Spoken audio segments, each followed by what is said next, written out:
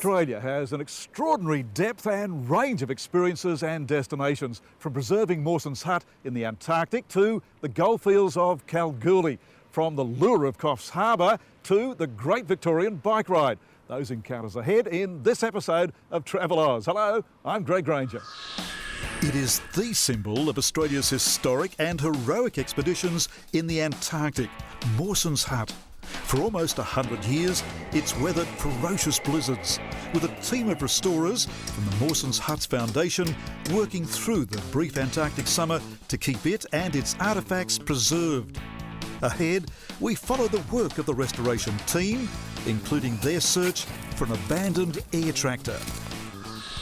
Also in this episode, the two Tims take us on the next leg of the Great Victorian Bike Ride. Gold, gold, gold, the goldfields of Kalgoorlie. And the secrets of Coffs Harbour.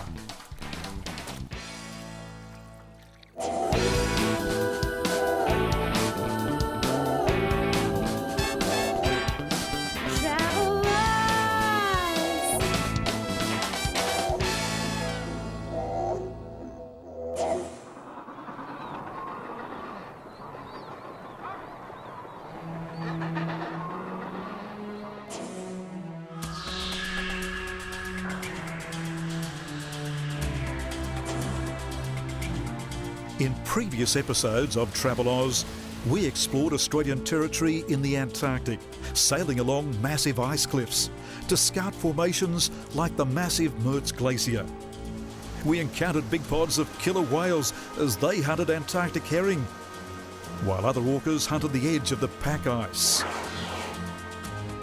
Any wonder these Adelie penguins leapt so high out of the water.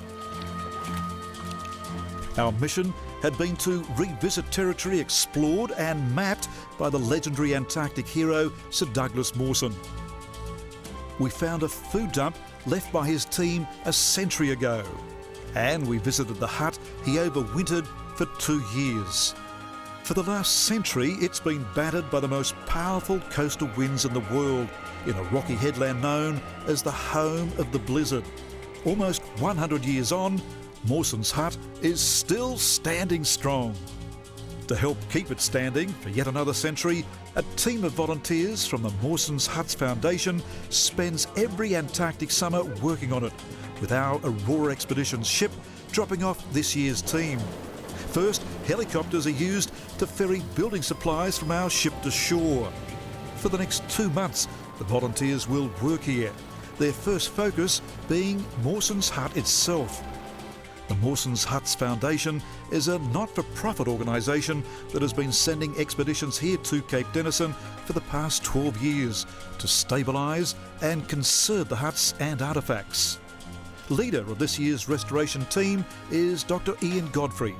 For anyone that's got a knowledge of history and the significance of the work that Mawson and his team undertook down here, it's an incredibly important, iconic object. It's a symbol of the science that was undertaken there. It also represents more than just that. I mean, it was the efforts of Mawson and all of his men, the sacrifices made by Mertz and Ninnis, who dying on that sledging trek. It's a monument to those early days of Antarctic exploration. Checking how the outside timbers are weathering is Conservator Michelle Berry.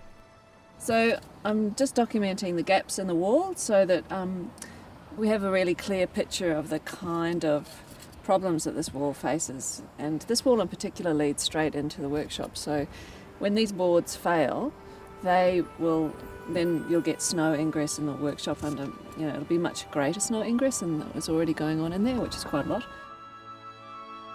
Inside, Ian Godfrey is busy chipping off the ice that has accumulated over the past year. What we've got here is a build-up of hoarfrost, presumably from all of the moisture in the air over the winter.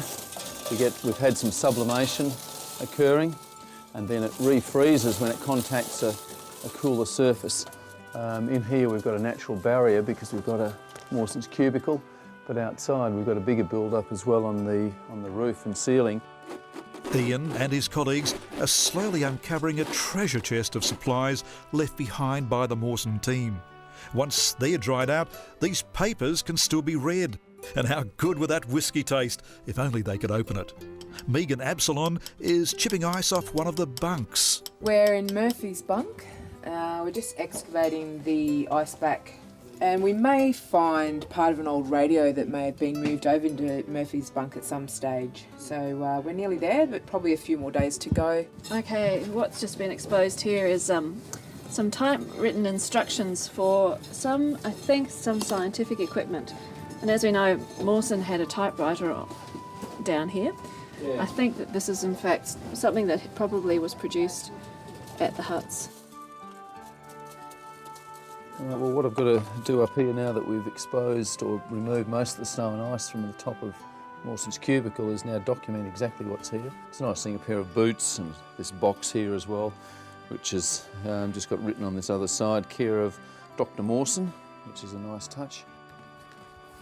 The items recovered here each day are taken out of Mawsons Hut across to their team's conservation laboratory, erected and fitted out on the previous expedition to document and work on conserving artefacts like these. And what we're going to do now is catalogue what we've got here, give basic descriptions and measurements and the condition of the objects. We'll record that on a database, and then that information is handy to us so that we can keep track of what we're doing, but it's also information that people can use in Australia to see what is in the collection and what's been catalogued so far, to get a picture of what objects are there. Then we will pack the objects back up again and take them over to Mawsons Hut, and they'll be placed within the hut once the ice has been removed from the area where they'll be placed. Around the main hut are the remains of other buildings erected at the same time, and the restoration team will work to save these as well. The magnetograph house contained delicate equipment which measured variations in the Earth's field near the South Pole. And the transit hut was used as a shelter to track the stars. A lot of this hut has been blown away or badly weathered, and it's a major challenge to rebuild and preserve it.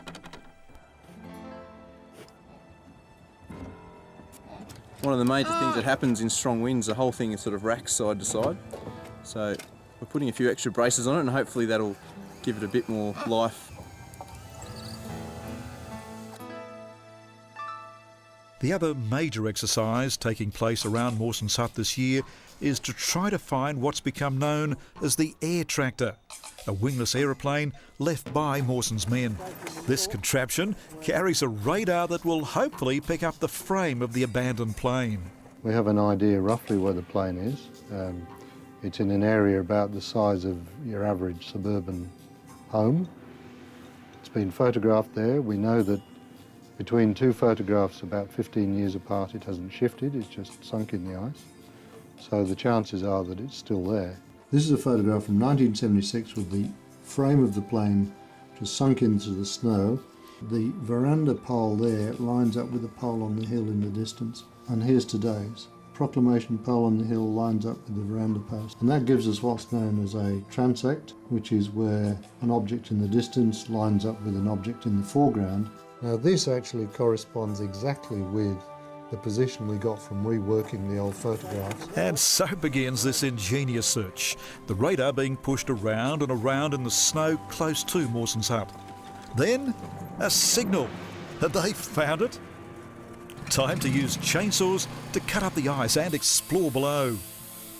It's a major exercise. Are these guys about to build an igloo or a burial site? They dig deep but find nothing. It takes the team 2 days to excavate, and they'll do it at another site later. But for this year's expedition, no success. The Mawsons Hut's Foundation preservation team will have to return next summer to try it all again. Travel